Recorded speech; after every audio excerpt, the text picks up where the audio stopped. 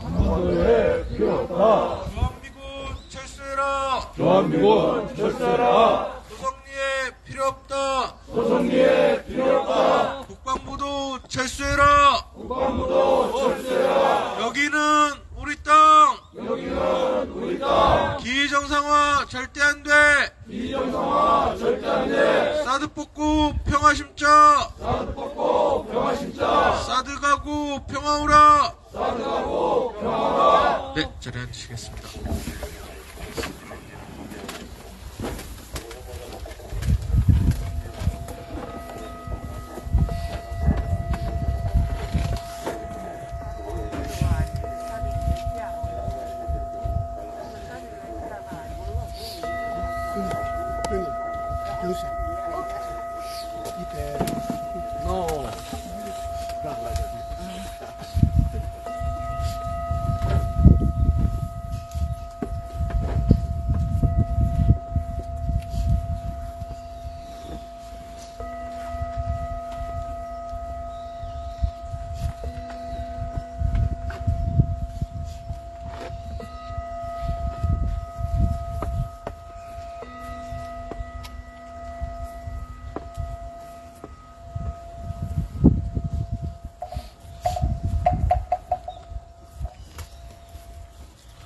한반도 평화기도문 전해드리겠습니다. 그러면 한반도 평화기도문은 한줄 평화기도문은 정상덕 교무님이 보내주셨습니다.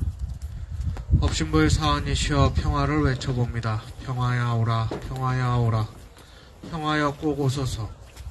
평화는 모두가 함께 나누는 태양이기 때문입니다. 평화가 독경이 되고 평화가 주문이 되고 평화가 보고픈 엄마가 되도록 소리 높여 다시 불러봅니다. 평화여 오라, 평화여 오라, 평화여 꼭 오소서. 평화는 우리를 모두를 살리는 공기이기 때문입니다. 사은이시여 소성리의 미룬 앞잎이 떨어지고 홀몸으로 겨울 팔바람을 어찌하지는 못해도 겨울 넘어 꽃피는 봄이 기어코 오고야 말 것을 알기에 희망으로 뿌리는 더 단단해질 것입니다. 우리가 평화를 부르짖는 이유입니다. 사하님 우리를 평화로 상생으로 단결로 안아주소서. 이심으로 비옵나이다. 영주 읽겠습니다. 영주 천지영기 야심정 만사의 야심토 천지와 동일체 아여 천지동심정 천지영기 야심정 만사의 야심토 천지와 동일체 아여 천지동심정 천지영기 야심정 만사의 야심토 천지와 동일체 아여 천지동심정.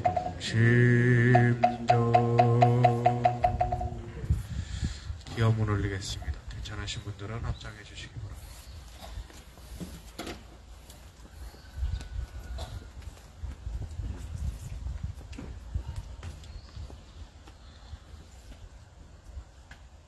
이 땅의 평화를 간절히 기도합니다. 거룩하신 법신부의 사안이시여 기정상화에 저항하는 평화행동을 맞아 오늘의 기도와 행동이 소성리와 김천의 평화가 되고 나아가 한반도와 세계의 평화로 이어지길 염원하며 간절한 마음 모아 기도 올립니다.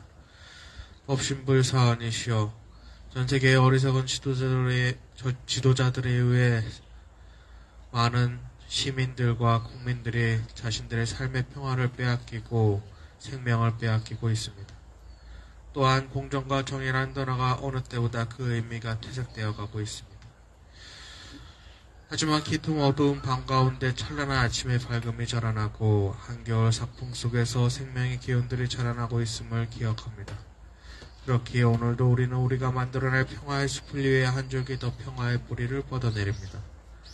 성의로운 법신부의 사안이시여 돌아보면 우리가 싸우고 있는 것은 한가사드라는 미국의 무기가 아니었습니다. 그것은 70여 년 묵은 분단의 역사이며 수백 년 묵은 제국주의 역사였습니다. 그리고 생명의 연대를 끊어내어 내 삶의 주인 정신을 빼앗으려 하는 모든 권력들이었습니다. 정산종사께서 선천기운이란 새시대에 영원하는 정신이니 지난해의 묵은 잎은 어쩔 수 없이 떨어지고 새해 새 잎이 득세를 하는 것 같이 이기옥이나 미신 등 과거시대의 묵은 정신은 결국 새 세상에서는 발붙일 곳이 없게 되리라 말씀하시었습니다. 상대를 죽이고 자신만 살아남으려는 이기옥으로 만들어낸 분단과 제국주의, 남을 지배하려는 부당한 권력의 역사는 결국 상생과 평화가 실천되는 시대에 발붙일 곳이 없음을 마음에 새기며 우리가 새로운 평화의 역사를 만들어갈 것을 다짐합니다. 자비로 함께 하시는 법신부의 사안이시여 소성리와 김천의 평화를 기도합니다. 한반도의 평화를 기도합니다. 이 땅의 평화가 깨어진 모든 곳에 다시 평화가 깃들기를 기도합니다. 여기 상처 입은 생명들이 모여 자주를 노래하고 연대에 춤을 추니 한량없이 큰 은혜를 내리시어 상생과 평화의 길로 쉼없이 나아가게 하소서. 한 마음 모아 간절히 비옵나이다.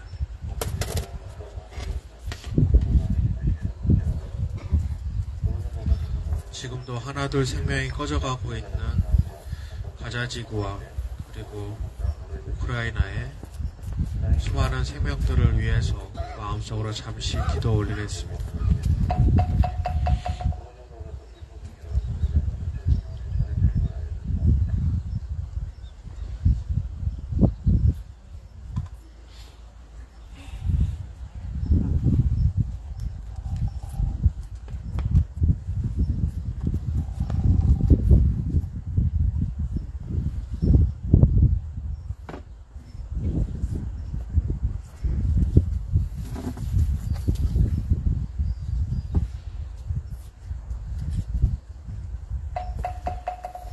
영제 읽겠습니다. 천지영기야 심정만사의야 심통 천지와 동일체 아여 천지동심정 천지영기야 심정만사의야 심통 천지와 동일체 아여 천지동심정 천지영기야 심정만사의 야심통 천지와 동일체 아여 천지동심정.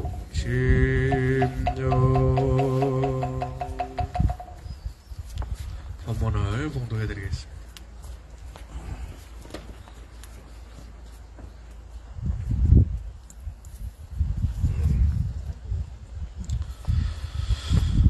대종사 말씀하시기를 우리 속담에 말하고 다니는 것을 나팔 불고 다닌다고 하나니 사람이 다 나팔이 있어 그 나팔을 불되 어떤 곡조는 듣는 사람의 마음을 편하게 하고 어떤 곡조는 듣는 사람의 마음을 불안하게 하며 어떤 곡조는 슬프게 하고 어떤 곡조는 즐겁게 하며 어떤 곡조는 화합하게 하고 어떤 곡조는 다투게 하여 그에 따라 죄와 복의 길이 나누이게 되느니라. 그런즉 그대들은 모든 경계를 당하여 나팔을 불 때 항상 좋은 곡조로 천만 사람이 다 화하게 하며 자기 일이나 공중의 일이 흥하게는 할지언정 서로 다투게 하고 망하게는 하지 않도록 하라. 그러하면 그 나팔이 한량없는 복을 장만하는 좋은 악기가 되려니와 그렇지 못하면 그 나팔이 한량없는 죄를 불러들이는 장본이 되라니라. 이상은 원불교 대종경 인도표 21장 말씀이었습니다.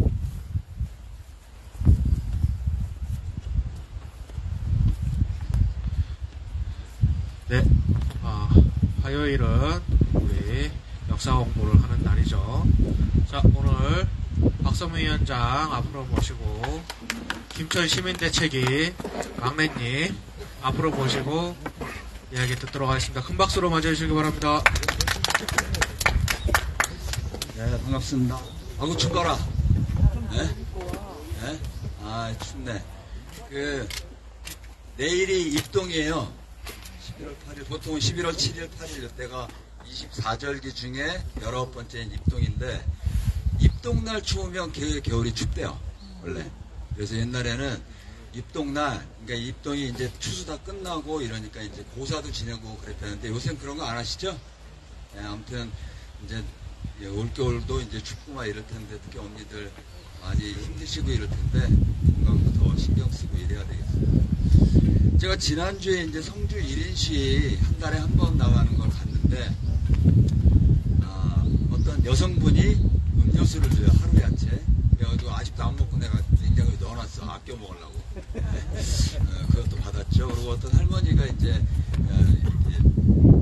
보행기 의자 달린 보행기 가지고 와서 얘기하시는데 솔직히 얘기하면 90% 못 알아들었어. 뭔 얘기하시는지. 한참 얘기했는데 하여튼 좀 알아먹은 거는 친정이 여기 소송리라고 얘기하신 것 같아요.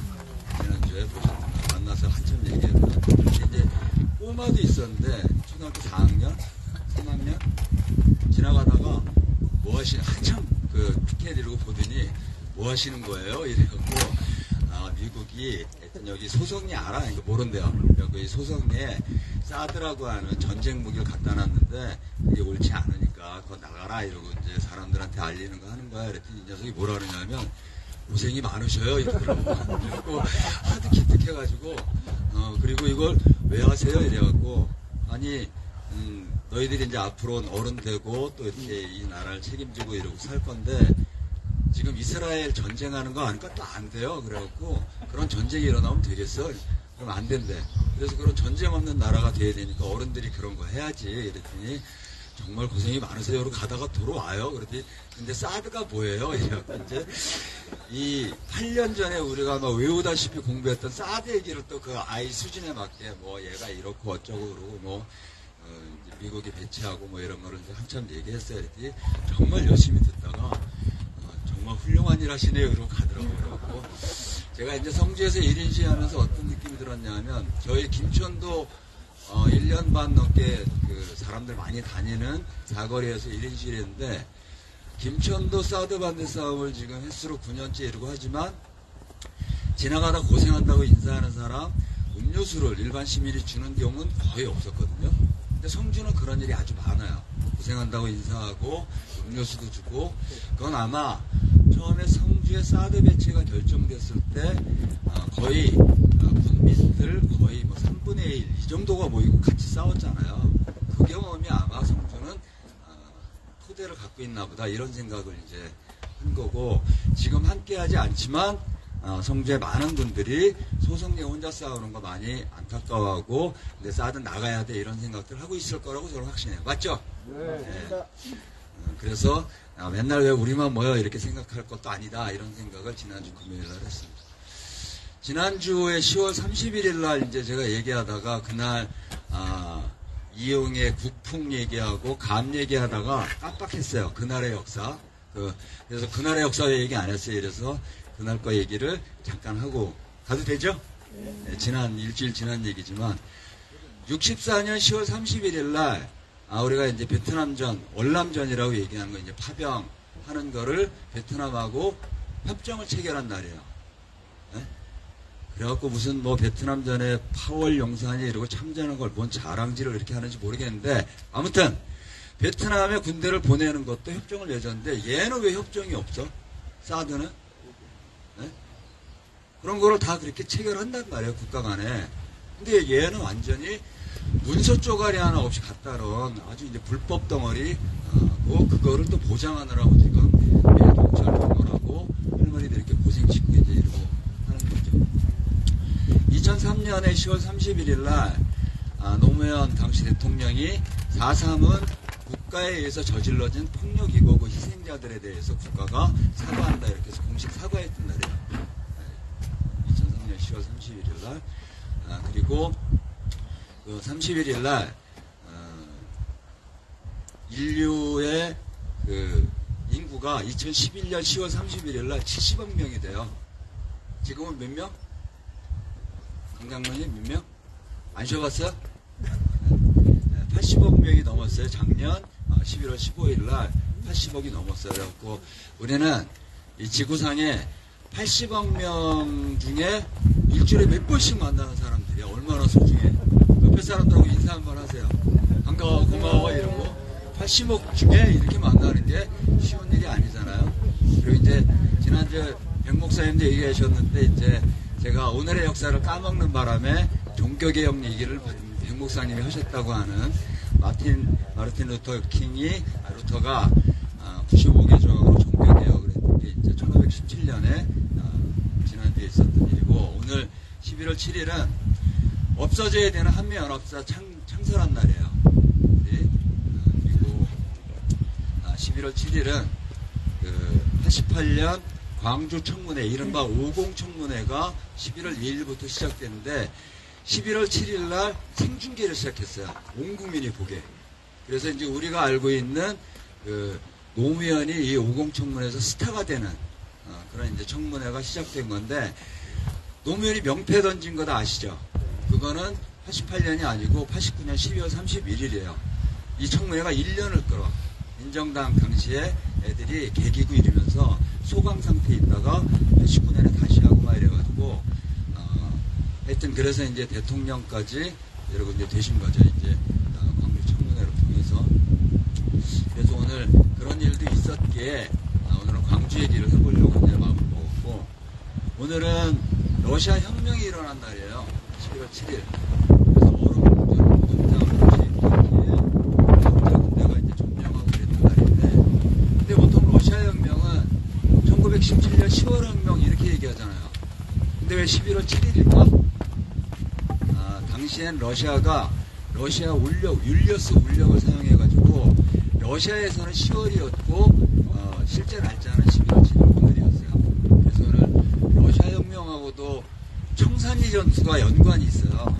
그래서 그 얘기를 할까 하다가 좀 먼 얘기니까 청산리 전투 얘기는 다음에 하고, 오늘은 이제 광주 얘기를 해보려고 합니다. 광주 얘기하기 전에 우리나라에서 노무현이 대통령 된 건 기적 같은 일이라고 얘기해요. 왜냐하면 학교를 뭐 대학을 나왔어, 그 다음에 정치 패밀리가 있어, 김대중, 김영삼처럼 오랜 이 노예한 이런 정치인도 아니고, 이제 그렇게 해서 대통령이 된 건 광주 청문회에 이제 일약 스타가 되고, 그리고 참신한 정치인, 진보적인 정치인, 이런 게 이제 각인이 돼서 그런 거죠. 그래서 노빠도 있고, 눈빠도 있고, 박사모도 있고, 뭐 이재명 지지한다고 개딸 맞아? 뭐 이런 것도 있고, 뭔 지랄들을 하시는 건지 잘 모르겠는데, 아무튼. 근데 이제 노무현은 인간적으로 굉장히 매력적인 사람이었어요. 전 개인적으로 노무현도 이제 몇 번 만나고, 지방자치연구소 할 때 이제 만나서 강의도 부탁하고 뭐 여러 번 만났는데, 사람 인간적으로 아주 매력이 있어요. 88년 이석기 열사 싸움 때 현직 변호사로 같이 싸우다 구속되기도 하고, 자기가 변호하는 노동자가 고공농성하고 있는데 접견해야 된다고 거기 올라가기도 하고 이랬던 사람인데, 대통령으로는 빵점이었어, 빵점. 노무현 좋아하시는 분이 있는데 뭐 이렇게 얘기해도 되나? 혹시? 자, 그러니까 지금 한미동맹 뭐 이래서 지금 글로벌 동맹, 우리가 한미동맹 폐기하자고 얘기하는데, 지금 뭐 윤석열 때 와서는 글로벌 동맹 이렇게 얘기하잖아요. 근데 그 길을 닦은 게 노무현이에요. 가치동맹, 경제동맹, 문화동맹, 군사동맹, 이렇게 해서 동맹의 영역을 확장한 건 노무현 때였고, 2016년 1월 19일 날 주한미군의 전략적 유연성을 반기문하고 미국의 콘돌리자 라이스하고 합의를 해요. 이게 뭐냐면, 한반도에 주둔하고 있는 미군들이 한반도를 군사기지로 활용해서 전 세계 분쟁에 어디든 언제든 출격할 수 있도록 이걸 허용해줘요. 이라크 파병도 했죠. 그리고 한미 FTA 체결했지. 비정규법 만들어서 지금같이 비정규가 양산하는 걸 제도화하고 이런 거를 했어요. 그래서 인간적으로 매력 있고 이랬는데, 검사들하고 싸울 게 아니라 미국이랑 싸웠어야 했는데 잘 못한 거지. 그리고 그걸 이제 또 문재인이 똑같이 이어받은 거고, 윤석열은 거기 올라타서 아주 승승장구하고 있는 거고. 그래서 이런 정치 현실을 생각해 보면 답답하긴 한데, 그래도 엊그제 무슨 상공인 대회 가가지고 행사 가가지고 어퍼컷 날리는 그 새끼는 아직도 그런 거라대. 이제 후보 때는 모르겠는데 대통령 제도에서 무슨 어퍼컷을 누구를 향해서 어퍼컷 하는 거야 지금? 나를 지지하지 않는 건 나 한 방 먹일 거야 이거 하고 다니는 거 아니야 지금? 그래도 그 새끼보다는 좀 낫다 그래야 되나? 참 답답한 정치 현실. 오늘 이제 광주 얘기를 해보려고 합니다. 정조자 어머니, 숫자 무슨 숫자 좋아하세요? 숫자 중에 1에서 10까지 중에 생각 안 해보셨어요? 생각 안 해보셨고. 우리 경연 엄니는 안 해봤어요? 이동욱 위원장님. 구. 나도 구 좋아하는데. 근데 일반적으로 많은 사람들이 7자를 좋아하는 거야. 럭키 세븐 이래가지고. 그래서 구로자 아키라라고 하는 일본의 거장 감독이 만든 7인의 사무라이라는 영화가 있어요. 그거를 본떠가지고 미국에서 황해의 7인, 새벽의 7인, 지옥의 7인, 7인의 신부, 막 이 7자로 된 영화들도 꽤 많은데, 광주에 7인이 있어요. 광주의 7인은 들불약을 했던, 그래서 들불약, 노동약을 했던 사람들이 광주항쟁에 참여해서 광주항쟁 과정에 죽기도 하고, 이후에 죽기도 했던 이런 7명이 있는데, 우리가 이제 아침마다, 평화행동 할 때마다, 그리고 민주노총이 노동자들이 집회할 때마다 부르는 이무리한 행진곡, 아시는 대로 그건 백계한 선생이 맷비날이라고 하는 시를 쓰고, 김종률 씨가 곡을 붙여서, 광주항쟁 지도부, 마지막 지도부였던 윤상원하고 박기순 둘의 이제 영혼 결혼식을 80년 초반에 해요. 그때 이제 불렀던, 그 비세 결혼식이라고 불렸던 그 결혼식 때 이무리한 행진곡을 불러요.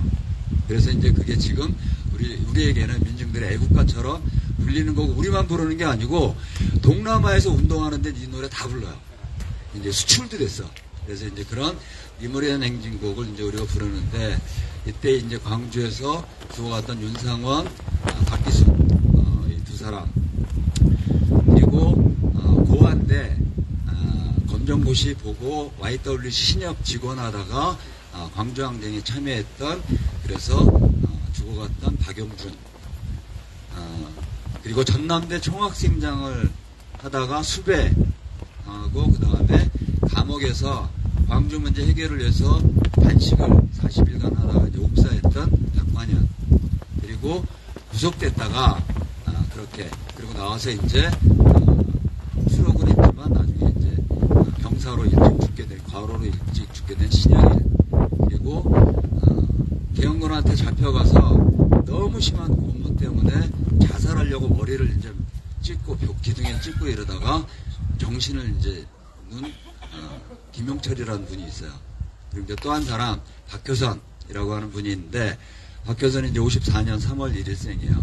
1월 3일생인데, 이 사람은 연극을 했던 사람이에요. 그래서 광주에 토박이라고 하는 극단도 운영하고 이랬던 사람이 광주행쟁 당시에 연극을 공연하고 있다가 항쟁이 터지면서 지금은 연극할 때가 아니다. 그래갖고 이제 토박이 단원들하고 다 광주항쟁에 참여해요. 박효선이 이제 나중에 98년 9월 10일날 이제 간암으로 과로로 이제 가장 오래 살았던 사람이긴 하지만 44세 죽어요. 근데 그 박효선이 5월 21일 날 광주에서 계엄군이 시민들에 의해서 쫓겨나가고 난 다음에 광주가 이제 해방도시가 돼요. 그래서 5월 20일 민주대성회 이런 게 아주 축제장으로 집체극으로 만든 사람이에요. 박효선이라는 사람이. 이 마당극엔 만들고 이런 게 아주 최고의 탁월한 기획자였던 이런 사람이 5월 26일 날 광주 계엄군이 쳐들어오기 전날 광주 도청에서 나와요. 광주 도청에서 이제 나오는데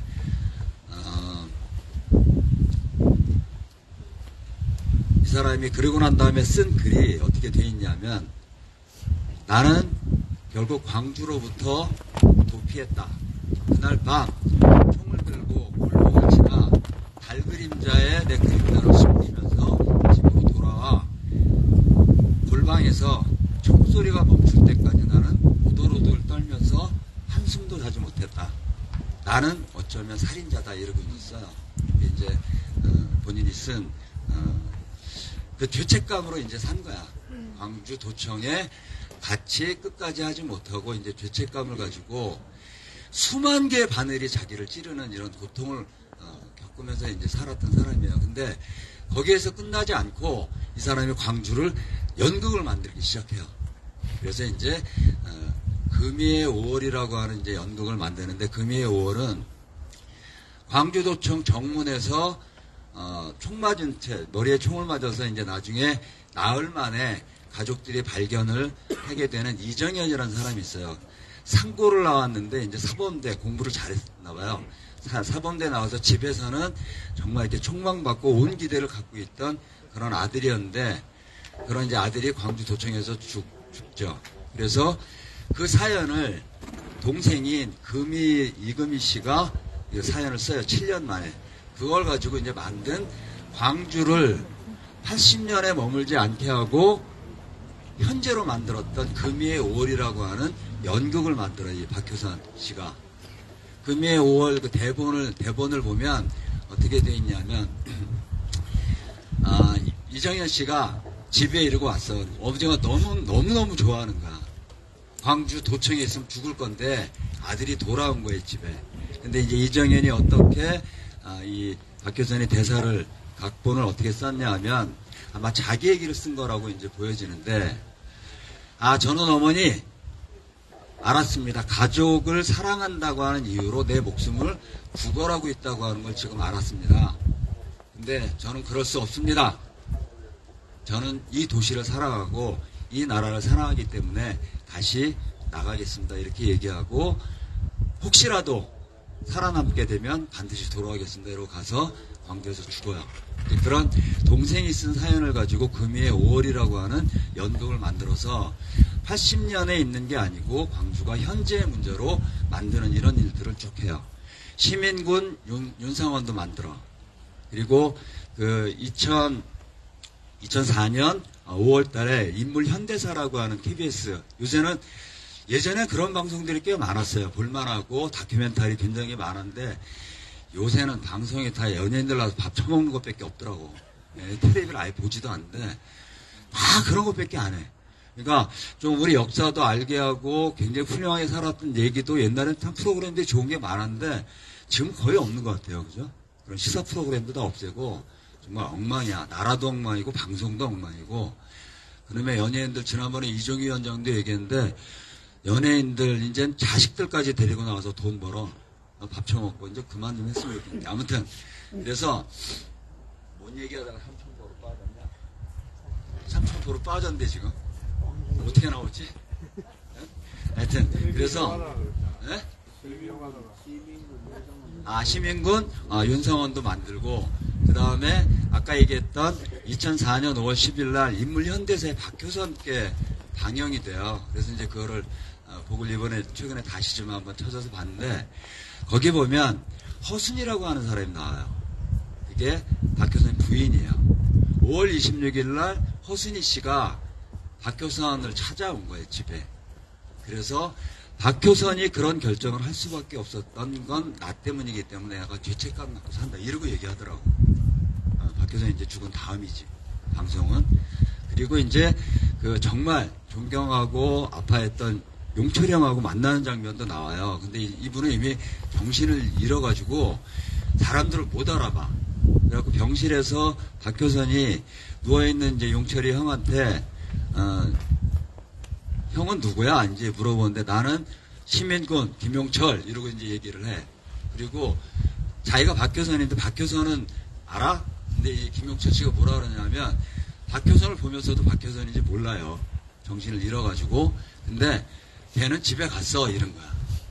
그러니까 박효선은 그런 이제 고통을 받으면서 살면서도 광주의 죄책감에 머물러 있지 않고 금이의 5월 이정현 이야기, 그리고 정말 사랑했던 그리고 죄스러워했던 용철이 형 일대기를 그렸던, 가족의 일대기를 그린 청실홍실, 그 다음에 80년 광주 때 간첩으로 몰려서 겪었던 주부의 이야기, 모란꽃, 그 다음에 광주항쟁 때 이제 밀항하고 미국으로 망명하고 이랬던 윤한봉 이야기, 이런 것들로 모든 작품을 광주 걸 다 만들어내요. 그렇게 이제 살면서 80년 광주로 박제되지 않고 그것이 현재 역사로 만드는, 그래서 그 금이의 5월은 연극 무대에서는, 연극사에서는 한국의 연극사를 새로 썼다고 할 정도의 그런 내용을 갖고 있는 그런 연극인데요. 오늘 그런 광주의 7인 중에 이제 박효선 씨 얘기를 한 건, 오늘 이제 강현욱 교무님 이태원 기도회가 있어서 또 서울 가요. 네? 이태원이 작년 10월 29일 날, 그리고 해마다 29일 날 기억하고 그때 뭐 하면 되는 거예요? 늘 기억해야 되는 거 아니에요? 늘 기억해야죠. 그래서 생떼 같은 사람이 서울 한복판에서 159명이 죽었는데 어떤 새끼 하나 사과하지 않고 책임지는 놈이 없는 이 권력과 싸우는 거를 저는 기억하고 새겨야 된다고 생각해요. 2014년 4월 16일 날 온 국민이 보는 앞에서 아이들이 죽어가는 걸 봐서 우리 온 국민이 트라우마를 갖고 있는데 아직도 진실 규명이 안 돼. 그 진실이 규명돼야 사람들이 그 다음에 그런 일을 안 겪게 돼요. 이태원 참사의 진실이 규명돼야 앞으로는 그런 일이 안 일어나는 거라고요. 사드가 불법으로 배치된 거를 온 국민이 알아야 다시는 이런 미국의 압력에 굴복하지 않는, 그리고 그건 우리가 쌓아야 될 과제라는 걸 사람들이 아는 거예요. 동의하시죠? 동의합니다. 그렇게 되지 않기 때문에 광주가 지금의 문제인 것처럼 박효선이 연극을 통해서 광주를 현재화시킨 것처럼 사드 싸움을 우리가 지금 하는 건, 이거는 7년 전에 배치해서 이미 배치가 끝나서 끝난 싸움이 아니라 우리들의 이 싸움으로, 이 싸움은 반드시 이겨야 되고 이 싸움의 끝을 봐야 된다고 하는 거, 사람들이 함께 할 수 있도록 하는 거를 우리는 하는 거야. 박효선이 광주를 많은 사람에게 다시 세운 것처럼. 미국에서 금이의 5월은 공연을 해요. 미국 투어 이렇게 공연을 하는데, 미국은 땅덩어리도 넓잖아요. 우리나라보다 93배가 넓어. 근데 3,500명이 봐요. 금이의 5월을. 그래서 미국에 사는 교포들이 잊고 있었는데 광주를, 우리를 다시 살려줬다, 이렇게까지 평가받는다. 우리가 이 사드 싸움을 하는 건 반드시 이 사드는 잘못된 거고 한반도 평화를 해치는 거고, 그리고 이거는 나가야 되는 거라고 하는 우리들의 이런 단순한 요구와 희망이 아니라 이 시대의 과제이기 때문에 싸우는 거예요. 맞죠? 그래서 오늘 광주 말씀을 드린 건, 우리들의 이 싸움은 박효선이 광주를 세운 것처럼 이 땅의 평화를 위해서 싸우는 그런 싸움을 우리가 하고 있다고 하는 얘기를 엮어서 얘기를 해보려고 말씀드렸습니다. 구호로 마무리할게요. 사드 뽑고 평화 심자! 사드 뽑고 평화 심자!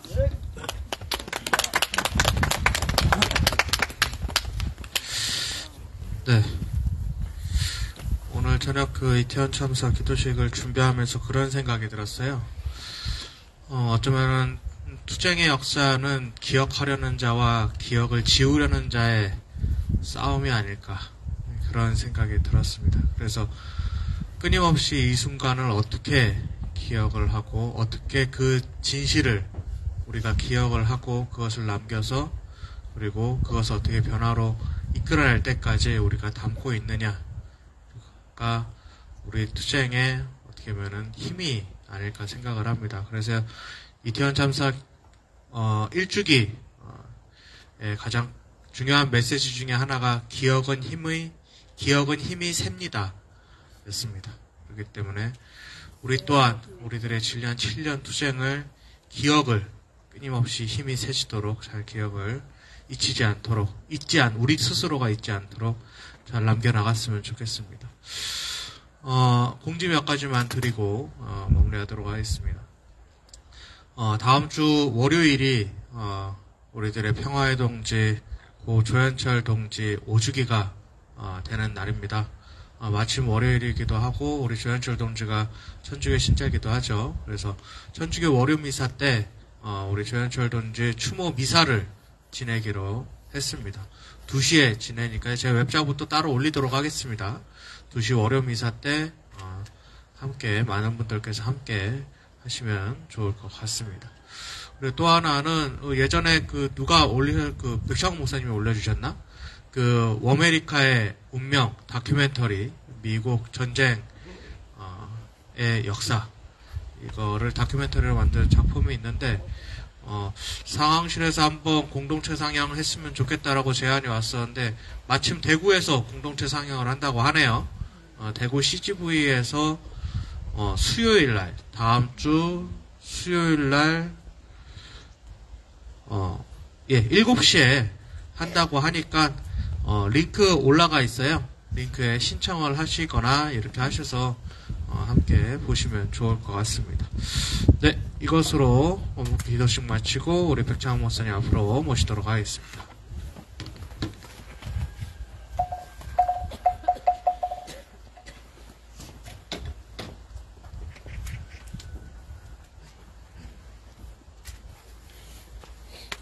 안녕하세요. 오늘은 성경 말씀 대신에 아메리카의 운명 이야기를 좀 하겠습니다. 엊그제 주일날 우리 교회 일정은 이제 성서 공부하는 시간인데 성서 공부 대신에 아메리카의 운명 그 영화를 봤습니다. 1시간 10분짜리 이제 다큐멘터리인데 정전 70년을 이제 기념해서 만든 이제 그 영상물입니다. 이름 자체가 아주 그 시사하는 바가 크죠. 이제 전쟁이라는 워에 이제 아메리카 그를 합성해서 만든 이름이잖아요. 그러니까 전쟁으로 만들어진 미국 이런 이제 뜻이 거기 담겨 있습니다. 예. 그 한국 전쟁 때 그 영화의 이제 다큐멘터리 맨 시작이 이제 그 전쟁을 이제 소개하는데 한국 전쟁을 얘기하는데 그 정전협정을 맺잖아요. 그 정전협정을 맺는데 그 미국이 그 정전협정 그 협정 맺은 게 미국이 승리하지 못한 그 전쟁에서 그 협정을 맺은 유일한 사례라고 합니다. 그 한국 전쟁에 그 서명한 게 미국이 역사상 승리하지 못한 최초의 전쟁이라고 해요. 맞죠? 예, 무승부가 됐잖아요. 그런데 그 뒤에 일어난 모든 전쟁에서 미국이 단 한 번도 이기지 못했습니다. 한번 쭉 더듬어 보세요. 정전협정에서 한 번 역사상 승리하지 못한 그 전쟁에 서명을 한 그 이후에 미국이 현대 그 모든 전쟁에서 단 한 번도 이기지 못했다고 이렇게 평가를 합니다. 그 한국 전쟁에서 태평양 정전 때 그 사용한 폭탄보다도 더 많은 폭탄을 한반도에 퍼부었어요. 제가 몇 번 여기서 이제 미국인들이 뭐 인민군이라고 중공군이라고 오해해서 흰옷 입은 민간인들 우리들을 이렇게 학살한 얘기를 이렇게 몇 번 했는데 그게 오해나 오인이 아니라 그냥 미국 놈들이 작정하고 그 폭탄을 한반도에 이제 소비를 해야 하는데 그 대상이 인민군이든 흰옷 입은 민간인이든 상관하지 않고 그냥 무차별로 이제 그냥 폭탄을 이제 우리한테 쏟아 부은 거였습니다. 예. 그래서 우리가 이제 갖고 있는 신화가 하나가 있죠. 6.25 전쟁 때 미국이 우리를 도와줬다. 이제 이 신화 때문에 미국 새끼들이 지금까지 이제 그거를 가지고 지금 이제 본전을 뽑아먹고 또 뽑아먹고 아주 그냥 뼈까지 삶아먹고 있는 중이잖아요. 예. 근데 실제 미국이 우리를 도와줬는지에 대해서 우리가 다시 한번 질문을 하고 의심해 볼 필요가 있습니다. 정말 미국이 우리를 도와줬는가? 아니거든요. 우리가 한국전쟁 때 300만 명, 400만 명이 죽었습니다. 근데 그 300만 명, 400만 명이 싸우다가 전투로 죽은 게 아니고 그 중에 대반이 민간인이고 그 민간인들이 다 그냥 미군의 폭격으로 죽은 그 희생자 수가 엄청나거든요. 근데 어떻게 미국이 우리를 도와줬다고 말할 수가 있겠습니까? 예. 그래서 우리가 이 질문을 좀 다시 해야 된다. 이거 지금 다큐멘터리에 나온 그 얘기를 제가 지금 축약해서 하는 겁니다. 예. 예. 이렇게 이제 말씀드릴 수 있습니다. 왜 그 아메리카의 운명이라는 말을 썼냐면은, 미국 새끼들이 1845년에 이런 말을 처음 만들었다고 합니다. 그러니까 우리는 미국 놈들 얘기입니다. 우리는 명백한 운명을 가지고 태어났다. 하나님이 미국을 선택한 이 운명을 우리가 미국 대륙 전체에 이제 자유로 전파해야 된다. 이런 말을 이제 했답니다. 뉴욕 신문의 편집자가 우리는 명백한 운명을 가지고 태어났다. 그러니까 하나님이 선택한 미국인의 이 자유를 미 대륙 전체에 전파해야 한다. 이런 말을 이제 했다고 합니다. 저는 이런 말 같지도 않은 말을 이제 노가리라고 붙이는 이제 노가리라고 말을 하거든요. 말도 다 등급이 있습니다. 진짜 참된 말은 이제 말씀이죠, 말씀. 그리고 우리가 평범하게 말하는 건 이야기고. 근데 말 같지도 않은 말을 하는 걸 저는 이제 노가리라고 이제 이름을 붙이거든요. 이런 노가리를 했어요. 예. 그렇지 않아도 탐욕에 쩔어 있고, 이 탐욕을 그냥 억제하지 못해서 계속 팽창하려고 하는 이 미국 놈들에게 명백한 운명은 아주 날개를 달아줬어요. 그래서 이제 멕시코 전쟁을 일으킵니다. 멕시코 땅이 원래 지금 미국의 그 서부가 전체가 멕시코 땅이었다고 그랬잖아요. 근데 멕시코 전쟁을 이제 일으켜가지고 지금 이제 미국 지도에 나와 있는 그 미국 땅의 그 절반인 어떤 멕시코 땅을 이제 미국이 이제 차지를 하는 거죠. 내일 모레 이제 11월 셋째 주 교회는 이제 추수감사절로 지키거든요. 근데 지금은 자유롭게 추수감사절로 지키는 교회도 있고 이렇게 한데, 미국놈과 원주민 사이에 분쟁이 굉장히 많았잖아요. 근데 미국놈 새끼들이 이제 사악한 꾀를 썼습니다. 추수감사절이 돼가지고 인디언 추장들을 초대를 했어요. 야, 우리가 그냥 수없이 싸우고 그랬는데 우리 이제 사이좋게 평화롭게 지내자. 추수감사절 때 초대를 했는데 편안하게 추장이 이제 그 초대를 받아들여서 왔는데, 그 추수감사절 파티에 이 추장들을 전부 다 이제 몰살을 시켜가지고 그 목을 이제 효소를 합니다. 이게 미국 놈들이 양아치 새끼들. 정말 사악한 놈들 아닙니까? 예. 그래서 이제 여러 말들을 하는데, 블랙호크라는 인디언 추장이 이런 말을 합니다. 우리는 인간이다. 그러나 당신은 다른 종류다. 그때 미국 대통령이 앤드류 잭슨이라는 사람인데, 블랙호크 인디언 추장이 이렇게 말을 합니다. 나는 인간이다. 그러나 당신은 다른 종류다. 인간이 보기에 미국 놈들 하는 짓이 전혀 인간 같지가 않았던 거죠. 시어도 루즈벨트 대통령 제가 몇 번 말씀드렸죠. 이놈은 이런 말을 합니다. 나는 전쟁이라면 모든 것을 환영한다. 왜냐하면 이 나라가 그것을 원하고 있기 때문이다.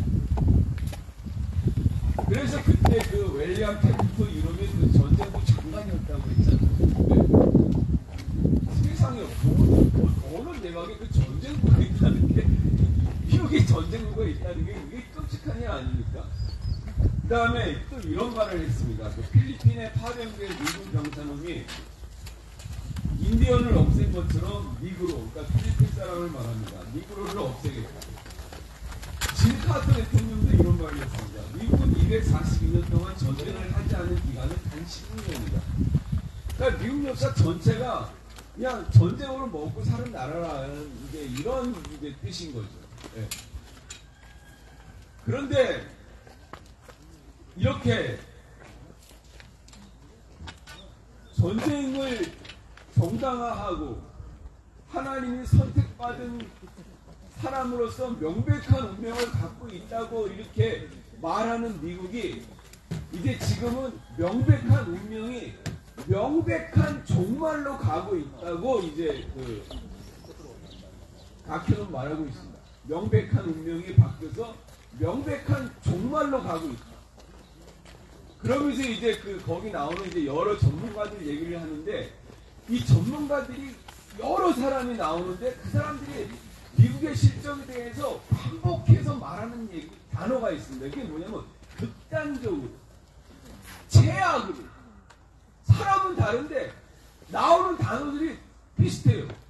예를 들면 이런 겁니다. 미국은 지금 극단적으로 노숙자가 생기고 있다. 극단적으로 빈익빈 부익부가 벌어지고 있다. 극단적으로 최악의 분열 사태가 일어나고 있다. 미국이 머지않아 내전이 일어날 지경이라고 합니다. 내전. 나라 안에서. 그러니까 그만큼 그 안에 이제 그 격차가 심한 거예요. 생각이며 이제 삶의 이제 차이가 심해서 10년 안에 내전이 벌어질 거다. 이렇게 이제 진단하는 사람들이 있다는 겁니다. 최악의 표현. 이렇게 극단적으로 그 미국 실정이 안 좋은 얘기들을 계속 하는 거예요. 뉴욕의 노숙자가 60만 명이라고 합니다. 아, 제가 그걸 딱 보면서 그 존 윅 영화가 생각나십니다. 여러분 존 윅 영화 아시죠? 거기 보면 뉴욕에 그 마피아 세력들이 있는데 그 중에 그 노숙자 마피아가 또 있어요. 이름은 생각 안 하는데 그 노숙자 세력이 얼마나 방대하면 거기에 마피아가 나오겠습니까? 네. 그런 그 소재가 등장하거든요. 그러니까 이렇게 뉴욕의 노숙자가 그만큼 이제 심각하게 이제 많은 거예요. 그 다음에 그 극단적인 비딩빈 부익부라고 이제 말을 합니다. 그러니까 상위 1%가 미국 전체 자산의 50%를 차지하고 있다는 거예요. 그러니까 이게 그만큼 그 미국 사회 내부가 아주 말할 수 없는 이제 그런 그 질병을 가지고 있는 거죠. 그 다음에 얘네들이 쓰는 돈, 그 군사비 이런 지출이 정말 기하급수적으로 늘어나고 있어가지고 빚 때문에라도 머지않아 미국이 제자리에 설 수가 없을 때가 이제 곧 다가온다고 합니다. 이자만 내는 돈이 그 천문학적으로 이렇게 그 천문학적인 비용이라고 해요. 그러니까 여러분 빚진 사람은 알겠지만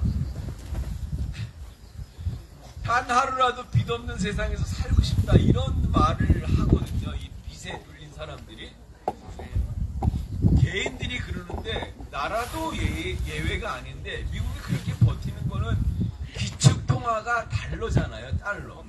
그러니까 그냥 제한 없이 그냥 달러를 계속 찍어내서 그것을 이제 겨우겨우 모면하고 있는데 이게 얼마를 가겠습니까? 모든 일이 기한이 있는데. 근데 이 기축통화인 달러도 이제 수명이 다 됐어요. 왜냐하면은 예를 들면은 페트로 달러 시대라고 해가지고 모든 이제 그 원유, 석유 이런 그걸 거래할 때 그 결제하는 그 화폐가 달러였어요. 그런데 미국이 가장 사랑하는 나라 중에 사우디아라비아가 있거든요. 사우디아라비아가 미국의 최애국입니다. 한국보다도 더 사우디를 좋아할 것 같은데 미국이. 왜냐하면 원유를 미국이 사우디의 원유를 장애인들이 마음대로 이제 자주할 수가 있기 때문에. 그런데 사우디가 중국에 원유를 수출하는 그 돈을 그동안은 달러로 결제를 했는데 이제는 중국 화폐인 위안화로 결제를 합니다. 사우디조차 그 석유 수출 대금을 달러가 아닌 위안화로 결제를 합니다. 인도는 루피로 결제를 합니다. 브라질 대통령 룰라가 연설을 하는데 아주 격정을 토합니다. 뭐라고 격정을 토하냐면 왜 우리가 달러를 우리의 돈처럼 사용하도록 강요당해야 합니까? 왜 우리는 우리의 화폐를 우리의 통화로 쓰지 못하는 겁니까? 이렇게 막 그냥 합니다. 왜 우리가 달러에 우리의 경제를 이렇게 계속 강요당해야 합니까? 이렇게 막 하는 거예요. 그러니까 그렇게 달러를 거부하는 미국의 그 경제 질서를 거부하는 그런 게 이제 막 전 세계적으로 일어나고 있습니다. 그 대표적인 게 브릭스라고 하잖아요. 브릭스. 인도, 브라질, 러시아 이렇게 이런 나라들이 만든 이제 또 다른 경제 동맹체인데 이 경제 동맹체가 이제 완전히 미국이 세워놓은 그 달러 패권의 그 질서를 이제 능가하기 시작을 했습니다. 그래서 이제 미국의 힘을 이제 못 쓰고 있는 거예요. 예. 경제 패권이 무너지고 미국이 두 패권이 있었는데 하나가 이제 경제 패권이었고 또 하나가 군사 패권이었잖아요. 군사 패권도 이제 시들어가고 있는데 쇠퇴하고 있는데 그 얘가 뭐냐면 제가 처음에 말씀드린 것처럼 정전협정 이후에 모든 전쟁에서 미국이 단 한 번도 이긴 적이 없습니다.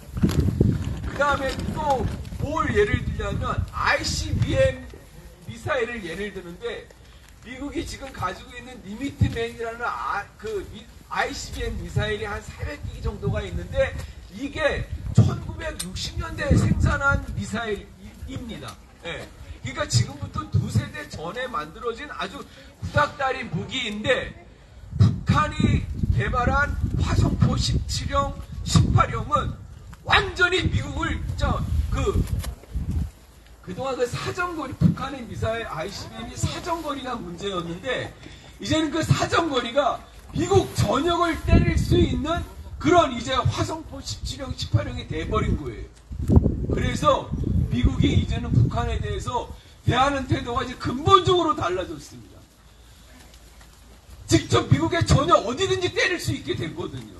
그 다음에 중국의 둥펑 41, 그 다음에 러시아의 사르미트 미사일 이런 것들은 다 2060년, 70년까지 사용할 수 있는 최첨단 차세대 전략 무기가 됐다는 거예요.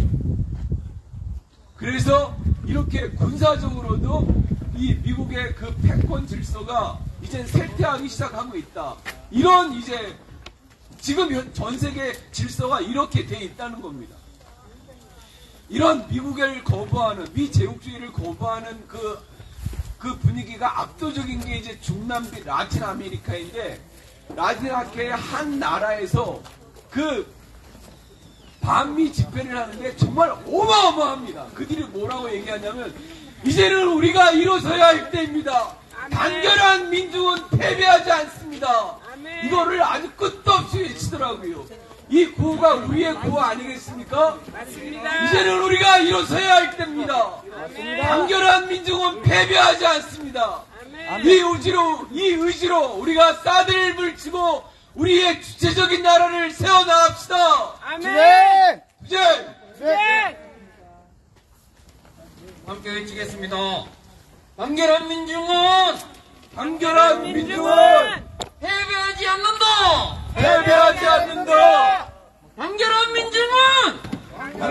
민중은 패배하지 않는다. 패배하지 않는다. 우리가 주인이다. 우리가 주인이다. 반드시 승리한다. 반드시 승리한다. 사드 뽑고 평화 심죠. 사드 뽑고 평화 심죠. 미군 빼고 평화 심죠. 미군 빼고 평화 심죠. 우리가 주인이다. 사드 뽑고 평화 심죠. 사드 뽑고 평화 심죠. 미군 빼고 평화 심죠. 미군 빼고 평화 심죠. 소성리는 주민의 땅이다. 소성리는 주민의 땅이다. 소성리의 군대는 필요 없다. 소성리의 군대는 필요 없다. 소성리의 경찰은 필요 없다. 소성리의 경찰은 필요 없다. 소성리의 사드가 웬 말이냐. 소성리의 사드가 웬 말이냐. 소성리의 미군이 웬 말이냐. 소성리의 미군이 웬 말이냐. 사드 뽑고 미군 몰아내자. 사드 뽑고 미군 몰아내자. 소성리의 군대는 필요 없다. 소성리의 군대는 필요 없다. 소성리의 경찰은 필요 없다.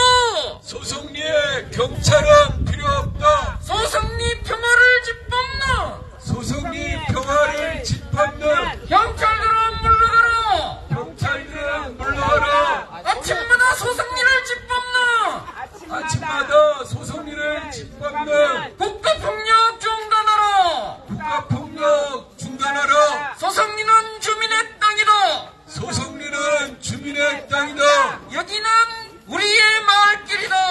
여기는 우리의 마을길이다. 우리의 마을길을 우리의 마을길을 미군에게 내줄 수 없다. 미군에게 내줄 수 없다. 우리의 마을길을 우리의 마을길을 전쟁 무기 보급로로 내줄 수 없다. 전쟁 무기 보급로로 내줄 수 없다. 우리가 주인이다. 우리가 주인이다. 우리가 주인이다. 우리가 주인이다. 사드는 침략이다. 사드는 침략이다. 침략행위 돕지 마라. 침략행위 돕지 마라. 사드 부역 그만해라. 사드 구역 그만해라. 소성리는 주민의 땅이다.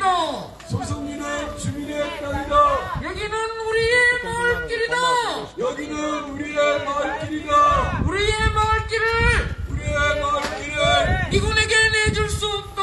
미군에게 내줄 수 없다. 우리의 마을길을 우리의 마을길을 전쟁무기 보급로로 내줄 수 없다. 전쟁무기 보급로로 내줄 수 없다. 사드는 불법이다. 사드는 불법이다. 불법 공사 중단하라. 불법 중단하라. 협력업체 돌아가라. 무역체 돌아가라. 기지운영 돕지 마라. 기지운영 사드는 침략이다. 사드는 침략이다. 침략행위 돕지 마라.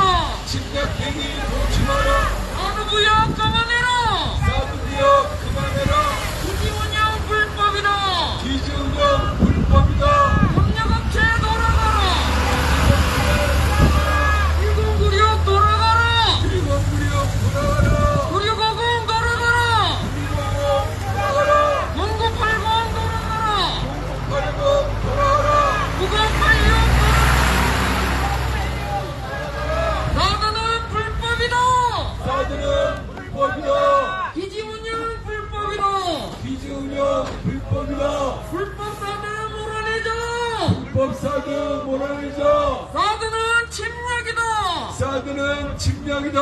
사드가야 평화 온다. 사드가야 평화 온다. 사드 뽑고 평화 심자. 사드 뽑고 평화 심자. 소상리는 주민의 땅이다. 소송리는 주민의 땅이다. 소상리의 사드가 웬 말이냐. 소송리의 사드가 웬 말이냐. 소상리의 미군이 웬 말이냐. 소송리의 미군이 웬 말이냐. 사드 뽑고 미군 몰아낼 때까지 사드 뽑고 미군 몰아낼 때까지 포기하지 않는다. 포기하지 않는다. 끝까지 싸운다. 끝까지 싸운다. 우리가 주인이다. 우리가 주인이다. 반드시 승리한다. 반드시 승리한다. 사드 뽑고 평화 심자. 사드 뽑고 평화 심자. 아직 차량이 좀 남아있는 것 같은데 우리 동지가를 들으면서 현장 집회를 계속 이어가도록 하겠습니다.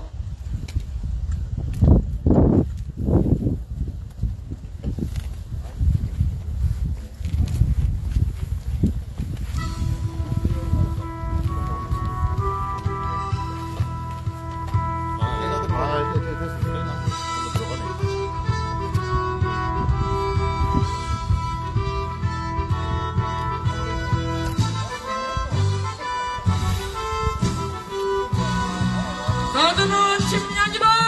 사드는 침략이다. 침략행위 돕지 마라. 침략행위 돕지 마라. 협력업체 돌아가라. 협력업체 돌아가라.